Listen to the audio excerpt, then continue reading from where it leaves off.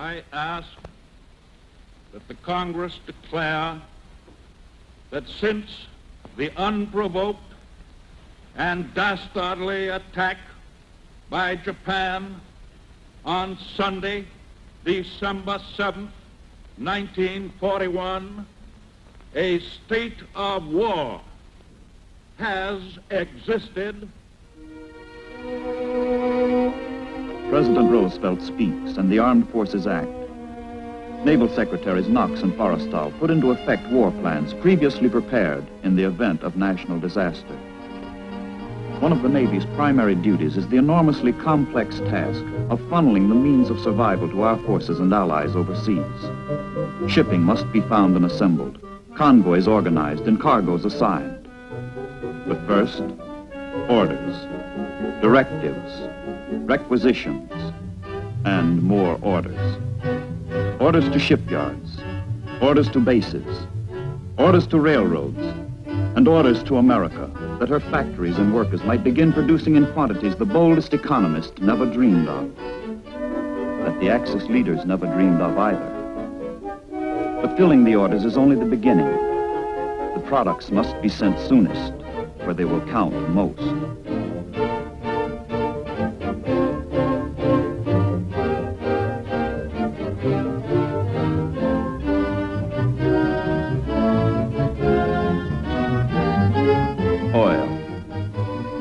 Oil, the black blood of the machine age, is democracy's greatest material asset. Without it, she is defenseless. Without it, defeat is certain. From a port in the Gulf of Mexico, a tanker sets out on her long voyage to England. But first she heads for New York, traveling along well-defined coastal convoy routes made necessary by daring German submarines now operating off the very shores of the United States. From time to time, more ships are fed into the convoys it passes key ports. Life on the tanker has none of the glamour of the grander ships. But unless the merchant sailors get their cargo across the ocean, the battleships will be useless. The carriers might as well be scuttled. She's a dowdy old girl, the tanker, but she's the queen of the convoys. Coastal convoys are organized into an interlocking system that operates like a railroad network. Ships are shuttled back and forth under maximum protection of local escort vessels and air cover from strategically located land bases. Navy PBYs roam the air in predetermined patterns in the convoy areas, ready to warn the ships or attack the U-boats. But the wary subs are seldom sighted. Far more often, what the PBYs spot is the work of the unseen enemy.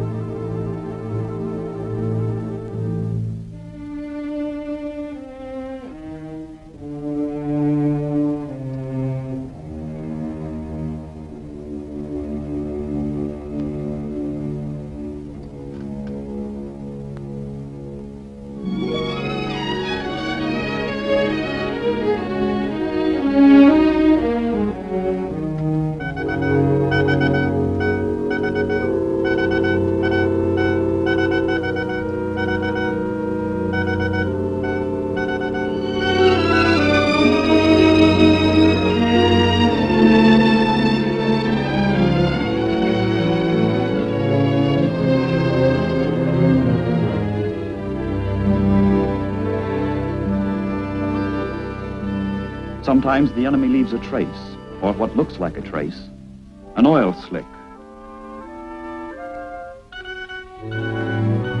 The warning goes out at once, and a smoke bomb marks the spot.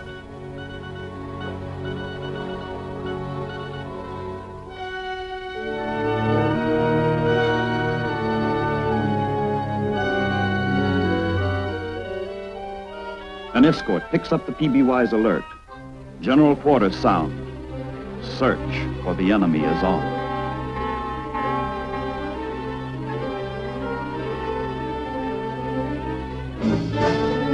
The sonar man seeks the underwater echo that will betray the sub's position. No response. False alarm.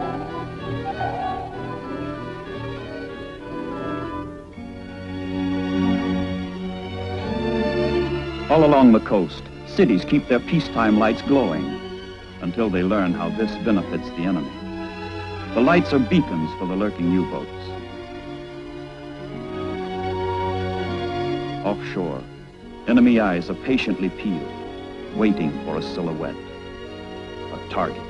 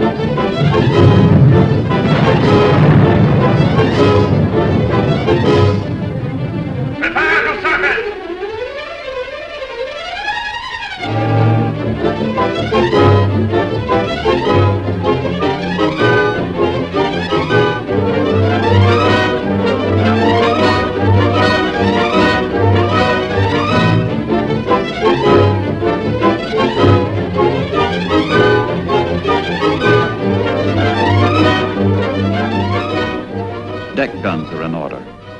So bold have the Germans become, they dare to fight openly on the surface, a few miles off Main Street, USA.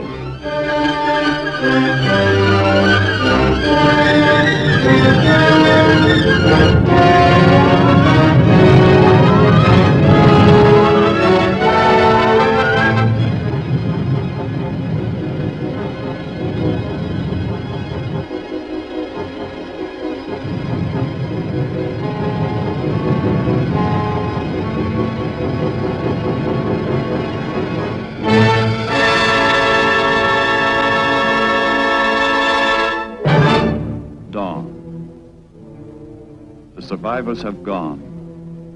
The killers have fled. A few random traces in the indifferent sea show a convoy has passed. A submarine has struck. The first leg of the voyage is almost over. New York, into whose harbor pours the wealth of North and South America, offers a temporary haven. Here the Gulf port tankers rest, waiting to be reassembled with other ships into a transatlantic convoy designated HX-0. Ships fill their empty holds with waiting cargo, stuffing them to the bursting point. Getting these supplies to their destination safely will be a dominating factor throughout the war. This is what the Battle of the Atlantic is all about.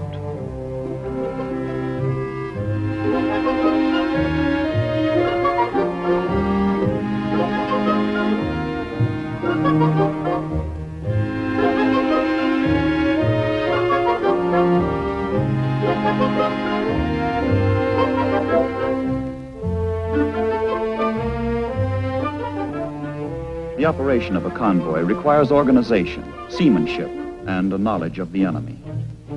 Merchant captains and escort commanders get last-minute instructions from the convoy commodore and intelligence officers. Some of these men will not live through the ordeal ahead. For all of them, it's only a step or two from the conference table into battle. A battle that will begin as soon as their ships put to sea.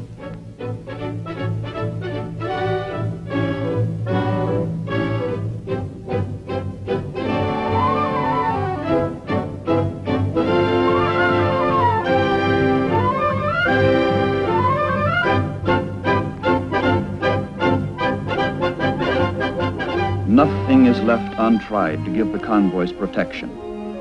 From their Lakehurst, New Jersey base, the Navy's lighter-than-air ships cover the convoy as it puts to sea. The stately blimps lolling overhead are a comfort and a reassurance to the sailors below as they head into the unknown.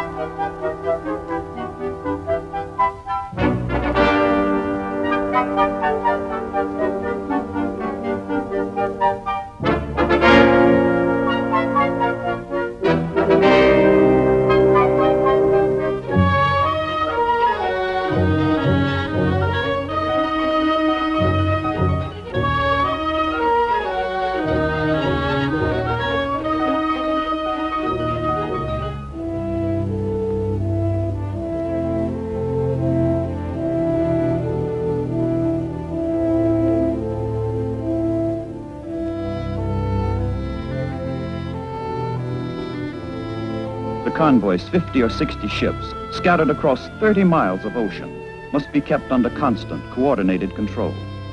The course zigzags to baffle submarines, and precise navigation keeps all ships moving in unison, according to a prearranged timetable and pattern.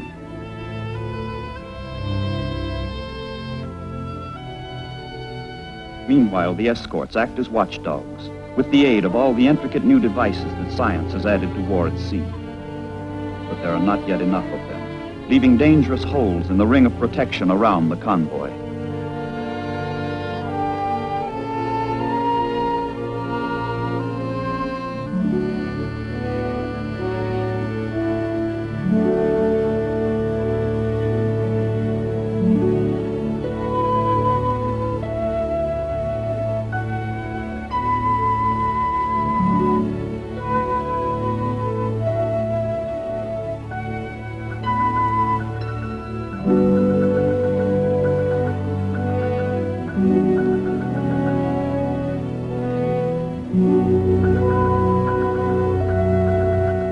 Each captain is responsible for maintaining his ship's proper speed and position. The strain of maintaining station never ceases. The ship that straggles behind is doomed. But for the sailors off duty, shipboard life takes a deceptively normal course until it is their turn to go on watch again.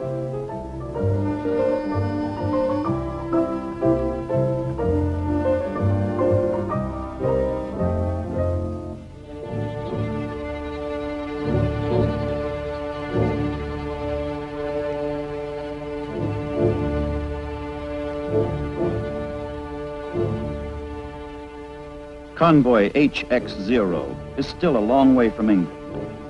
As it heads into the perilous open spaces of the North Atlantic, the Royal Canadian Air Force furnishes coverage from bases in Newfoundland. Submarines can neither surface nor attack as long as aircraft are overhead. But there are still vast stretches of the ocean over which no air umbrella can be spread. In this fatal gap, the convoys are almost helpless. The U-boat, almost invincible. Fog, the ancient curse of mariners, intensifies all hazards of a hostile sea. The convoy must slow down, a dangerous, desperate measure. Reduced speed favors the enemy, but collision would be disastrous.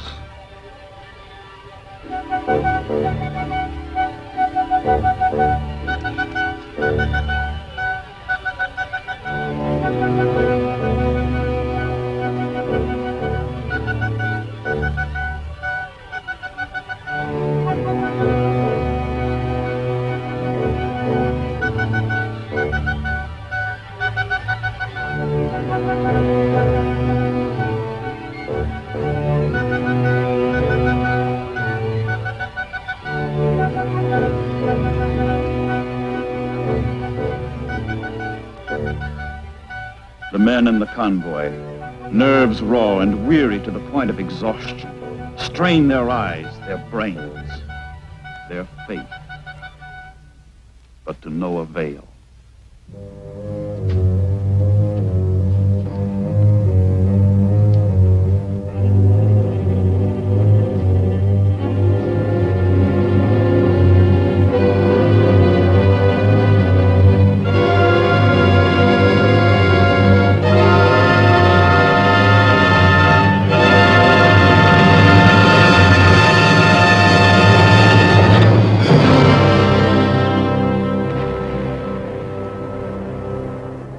An escort ship signals the convoy to proceed while she tries to locate the enemy and counterattack. But the battle-wise German seamen know what to do. Submerge. Head for the bottom. Cut the engines. Sweat out the depth charges.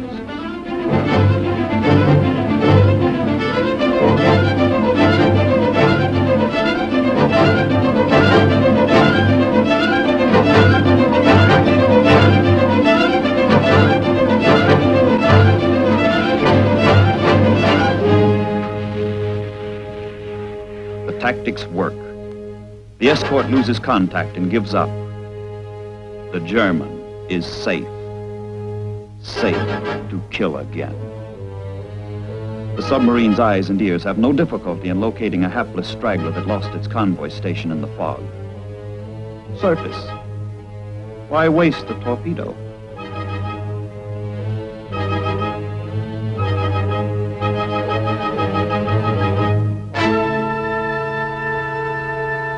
The ship's armed guard has pathetically little with which to resist.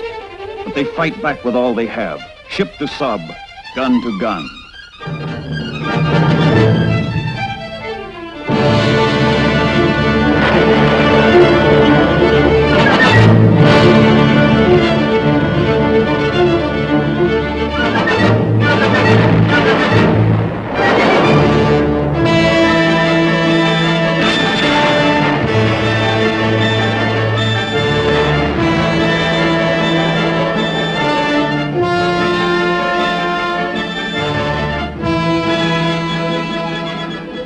Speed ahead.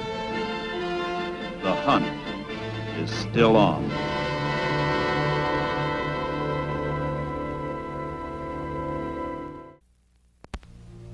The wounded convoy shuffles along its agonizing course.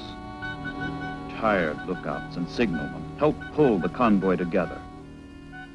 And as the ships head into more northerly latitudes, the weather will become worse, rendering detection gear less effective as the sea takes over.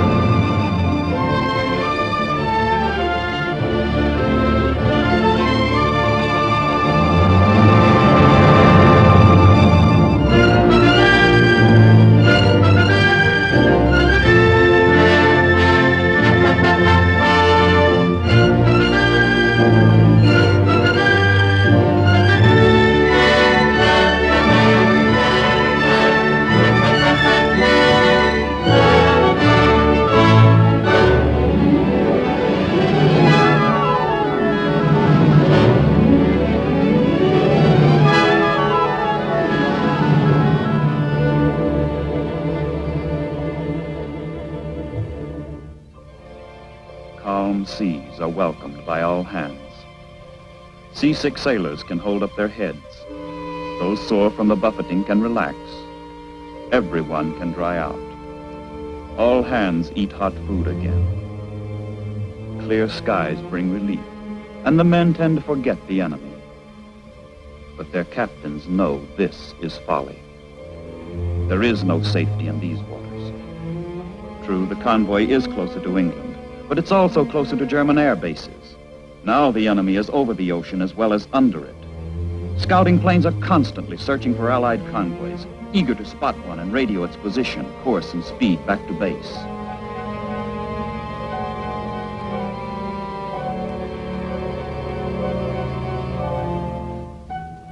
Instantaneously, efficiently, the message is decoded at U-boat headquarters on the French coast, where the convoy's position is plotted. Admiral Dönitz, master of the Nazi submarines, devises plans for a major attack by U-boats in the area. He reckons their positions in relation to the convoy and organizes them into a wolf pack. In a matter of minutes, the submarines have top-secret orders to rendezvous and proceed to a designated spot in the path of the convoy.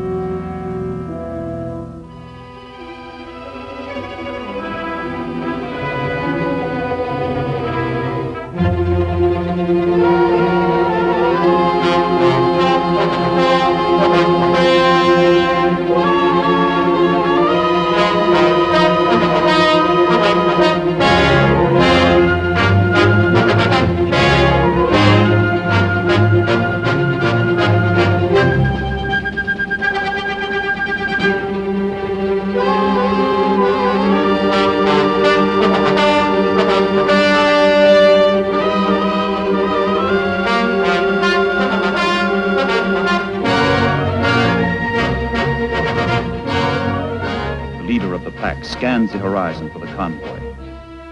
Interception is perfect. Prepare to submerge!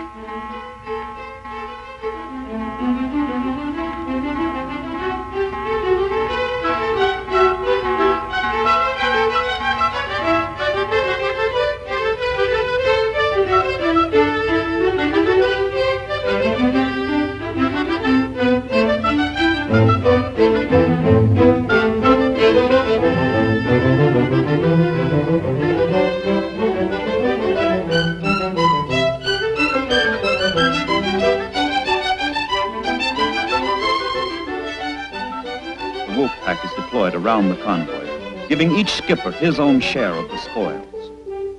No ship is safe.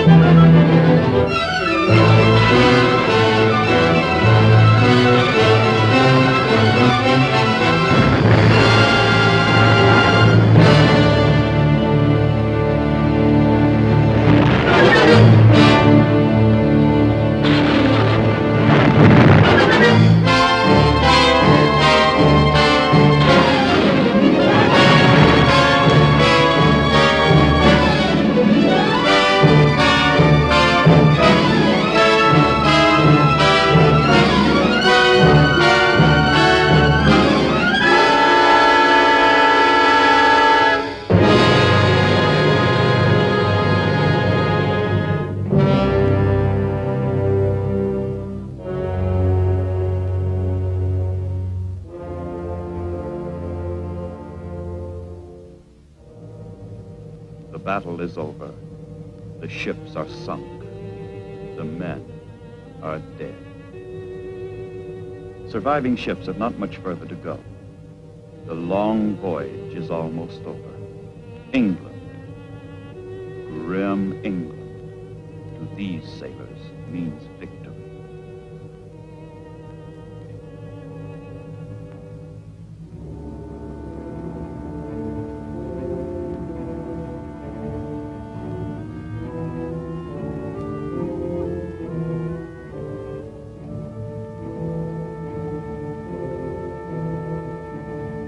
Victory in the Battle of the Atlantic. The men, some of them. The ships, some of them. The supplies, some of them get through. Get through to bring final victory a little nearer.